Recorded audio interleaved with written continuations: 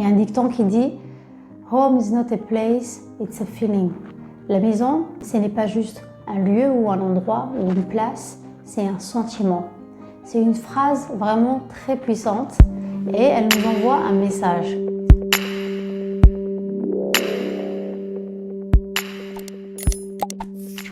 Avant de mettre une routine saine, il faut d'abord regarder ce qui t'entoure. Il faut regarder son environnement, parce qu'il faut savoir que l'environnement est ce qui nous influence le plus.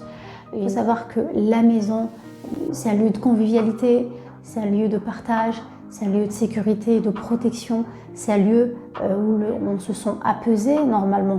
C'est un lieu où on prend notre plein d'énergie. Dans la maison, tout est brouillon, tout est en pagaille. Je doute que vous puissiez passer un bon moment chez vous. La première chose à faire, c'est de faire le tri. Vous m'avez bien entendu, faire le tri chez soi, c'est là où tout commence. Tout le monde n'a pas la chance d'avoir une chambre à lui tout seul. Donc si jamais il y a des gens qui habitent, qui partagent cette chambre avec toi et que c'est la pagaille et que occupe-toi uniquement de ton coin, de ton lit, de tes affaires. Il faut que toi, tu sois impeccable et pour que les autres puissent prendre exemple sur toi. Ce que tu peux arranger autour de la maison ou à l'intérieur de la maison, tant mieux, c'est quelque chose qui va t'apporter du bien. Mais si c'est une chambre où tu partages avec des personnes et que les gens ne sont pas sur la même longueur d'onde que toi, ne perds pas ton temps à les convaincre. Essaie d'abord de toi, le faire d'abord. Il faut que tu saches que quand une personne fait des bonnes choses, tôt ou tard, elle influence les autres. Nous avons soit des valises, soit l'armoire. Faire les tris dans ses affaires, vraiment, va nous faciliter la tâche, elle va nous faciliter la vie. Donc il faut, je pense, garder les choses qui vont vous servir le 2, voire 3 prochains mois. Donc c'est-à-dire peut-être garder, c'est juste un exemple, hein, peut-être garder 10 tenues et puis le reste, le donner aux personnes qui en ont besoin. Si vous vous dites, oui, je vais garder celui-là, ou celui-là, je vais peut-être m'en servir dans 10 mois, dans un an, on se laps de temps entre aujourd'hui et dans un an ou dans 10 mois, il y a énormément de temps. Il y a des gens qui n'ont pas de quoi se mettre, donc vous pourrez peut-être leur donner, leur faire plaisir et vous faciliter la vie et avoir votre armoire bien entretenue. Voilà. Après, les matins, vous puissiez, dans la tranquillité, choisir vos vêtements sans vous prendre la tête. En tout cas, faire en sorte que votre chambre, que votre maison soit le plus spacieux possible. Deuxièmement, c'est la couleur. La couleur est très importante. Chacun le met selon ses humeurs, selon ses goûts. Certaines études disent que la couleur peut influencer notre santé émotionnelle. Donc la couleur, par exemple, la couleur blanche, c'est une couleur neutre. Et quand on met le blanc, on n'a pas l'impression qu'il y a des choses qui nous limitent en fait. C'est neutre. Tu ne fais même pas attention qu'il y a un mur, que tu vois que du blanc. Donc c'est aussi une couleur qui apaise les gens. C'est quelque chose qui t'apporte un peu de fraîcheur. C'est apaisant. Donc c'est pour ça que la couleur blanche est conseillée, je dirais, pour les personnes qui veulent passer un bon moment chez eux, un moment de détente. Vous n'êtes pas obligé de mettre du blanc. Il y a des gens qui aiment le beige, le gris, le vert. Vous pouvez mettre ce que vous voulez, selon vos goûts, selon ce que vous aimez. Mais l'exemple ici, en fait, c'est si jamais vous mettez du blanc, ça peut contribuer à votre bien-être. Et enfin, troisièmement, l'aménagement.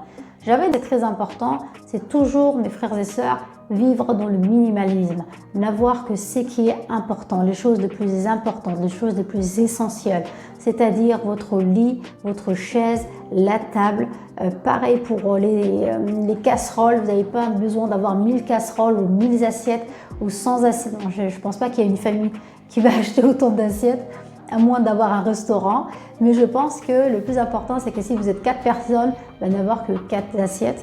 Ou si vous en avez bien plus, alhamdoulilah, il faut vraiment le ranger, le fermer dans le tiroir.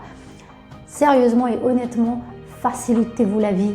C'est très important, ça contribuera à ce que vous soyez productif, à ce que vous passiez des bonnes journées, à ce que vous soyez ordonné. Les gens ordonnés sont les gens les plus productifs en fait.